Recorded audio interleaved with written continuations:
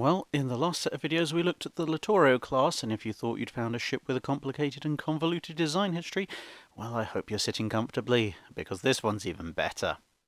The Lexington class, a post-World War I battlecruiser, started life in 1903, before the first dreadnought had even begun building. Yes, that's right, 1903. Obviously it did look a little bit different back then, so let's take a little bit of a look. The first design arose from the Naval War College, questioning the effectiveness of the armoured cruiser, following a similar line of logic to German thinking when they designed their own battlecruisers. However, as this was the pre-dreadnought era, the proposed design was effectively a pre-dreadnought battleship with a 22-knot speed that was gained by sacrificing the secondary battery, with a proposed armament of 4 12-inch guns in a pair of twin turrets, along with no less than 22 3-inch guns and 4 torpedo tubes. However, the advent of the Dreadnought and the Invincible put paid to this concept, since it was underarmed compared to either ship, and only about as fast as the former vessel, let alone the latter. By 1908, the design had changed. Although still with a German-like emphasis on fleet scouting, this ship would have a speed of at least 25 knots and be protected like a Wyoming-class battleship, only with 8 12-inch guns in 4 twin turrets instead of 12-inch guns in 6 turrets. A number of variants were considered, with the turrets removed being the super-firing units, but these were not recommended for construction. A part of the reason for this slow approach was, unsurprisingly, Congress. The United States Navy obviously wanted to keep up with the latest battleship innovations, but also to supplement the fleet with battlecruisers. However, Congress had starved the Navy of funds so badly that virtually no cruisers or destroyers were built, and even battleships were cut from a pair per year to 1 per year on several occasions. Thus, there was simply no money for the battlecruisers unless they didn't build any battleships at all. Inevitably, it would take an external threat to make them sit up and take notice, and this threat duly arrived when the Japanese ordered the Congo-class battlecruisers. A new series of designs were drafted, with an armament of 8 14-inch guns in 4 twin turrets with a variety of speeds, operational ranges and belt armour thicknesses considered. But once again, Congress continued to deny the Navy the funds it wanted, and it wasn't until America got involved in World War I that the money began to be granted, only for the whole programme to be suspended almost immediately to allow for the production of merchant ships and destroyers. By this point, the design had evolved to be part of a 35-knot scouting force alongside the Omaha-class cruisers and the Wicks and Clemson-class destroyers.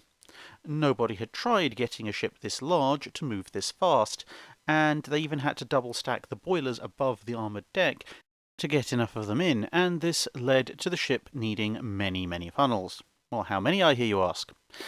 All the funnels.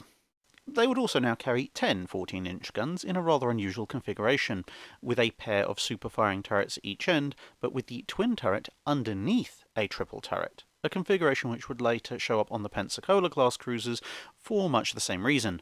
The hull was too thin by the time it got to the end turrets to allow for anything wider.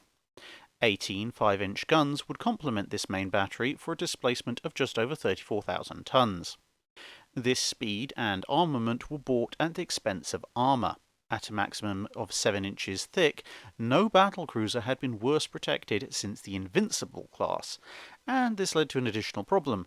With the stress of high-speed operations, a large hull and thin armour, there was a good chance the ships would bend or twist their own hulls, much like the Courageous class, although a number of clever ideas were installed to try and prevent this from happening. During the search for funding, the Battle of Jutland was fought, and initially the American Navy took entirely the wrong lessons from it, concluding that the best thing to do was to change the armament to 8 16-inch guns in twin turrets alongside 14 single 6-inch guns. No change was made to the ship's protection, and so even the contemporary HMS Incomparable design, something that's normally held up as the pinnacle of crazily underprotected battlecruiser design, was still significantly better protected, and therefore actually more reasonable than the Lexingtons were at this point. And then HMS Hood was launched and brought everything to a screaming halt, since suddenly there was a fast ship armed with guns similar to existing battleships, but also protected to a similar degree.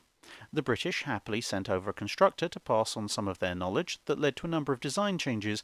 Sadly, this included fewer funnels. These design changes were submitted to the General Board alongside a plea that the ships be protected against something that was a little bit heavier than a 6-inch gun. This was denied on the grounds that to make something like the Hood would make the American Standard class obsolete, much as the Dreadnought had done to everyone else years before.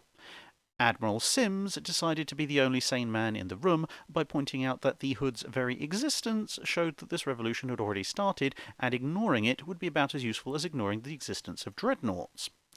Eventually, a marginally better protected version was authorised at the cost of a couple of knots in speed. Additionally, 8 3-inch anti-aircraft guns and 8 torpedo tubes had found their way into the design somehow. After nearly 20 years of redesigns, the ships eventually started construction. And then they were promptly cancelled under the Washington Naval Treaty.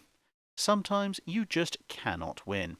However, a pair of the ships would go on into new lives. Check out the following video for more information on that. That's it for this video. Thanks for watching. If you have a comment or suggestion for a ship to review, let us know in the comments below. Don't forget to comment on the pinned post for dry dock questions.